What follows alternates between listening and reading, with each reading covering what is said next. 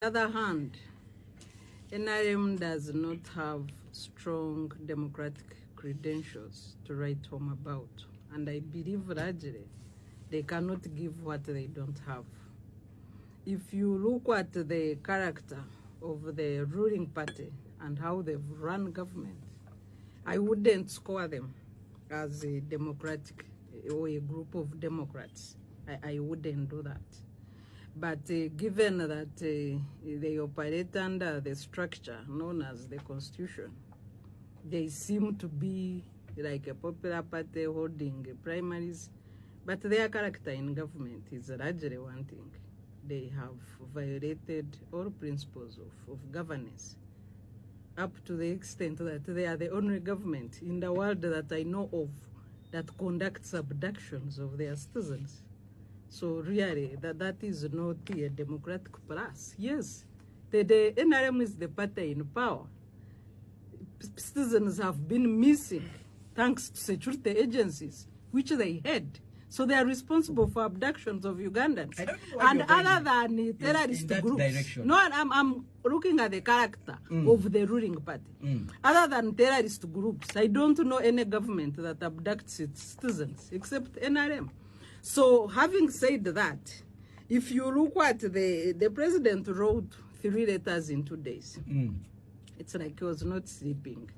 And for me, I'm looking at a scared chairman of a party who is scared for 2 reasons. One, the bungled primaries will produce many independents within the party.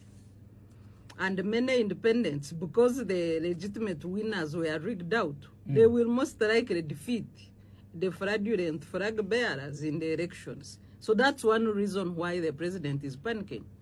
The second reason, if you have multiple... Is he panicking or is just... 2 letters in 3 letters in 2 days. Maybe as a leader of a party... I'm coming why I call it panic. Right. I will justify my comment.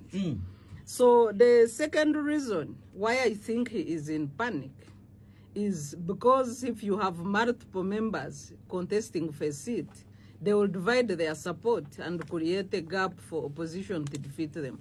So for me, that's the reason why the president seems to be bothered.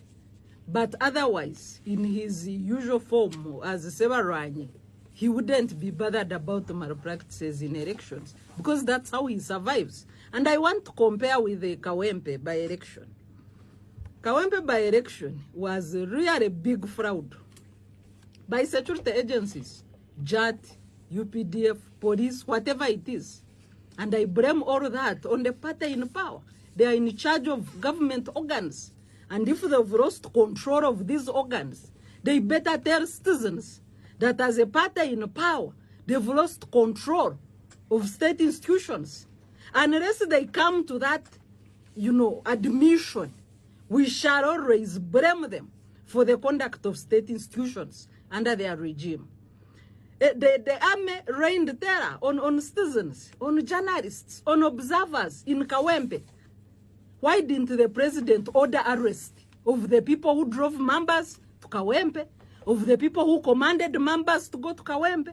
For the first time, Ugandans saw a member with more than 100 guns driving through a polling station. Why weren't those soldiers arrested? And why is he more active in NRM primaries and not considering the national elections? A president of a country is not just a party chief or a village chief. He's the president of everybody. So this hypocrite concern of malpractices in party elections, while bungling the national elections for citizens, while bungling the sovereign rights of Ugandans, it is not a democratic concern. It's a hypocritical concern. So you still insist that whatever happened in the NRM was meant to happen? Is that what you're trying to say? They are not democratic. I've said why I don't consider them as a group of Democrats. I have justified that. They have bungled the rule of law in the country. They have weakened all institutions of governance, including parliament, which they recently bribed with 100 million to pass UPDF Act. All of those are not democratic credentials. And that's what NRM demonstrates in their leadership. How about the fact that, like Major here has stated, that they have internal mechanisms to actually address some of these issues? they knew I what have was coming. said that structure on paper, they have systems to exist under multi-party dispensation. But their character at the national level does not demonstrate any democratic credentials. You send the army to raid the parliament. You send the army to beat up MPs in the chambers. Are you a democratic leader? A democratic leader cannot do that. Spectrum X1 Radio 1 FM 90. We're doing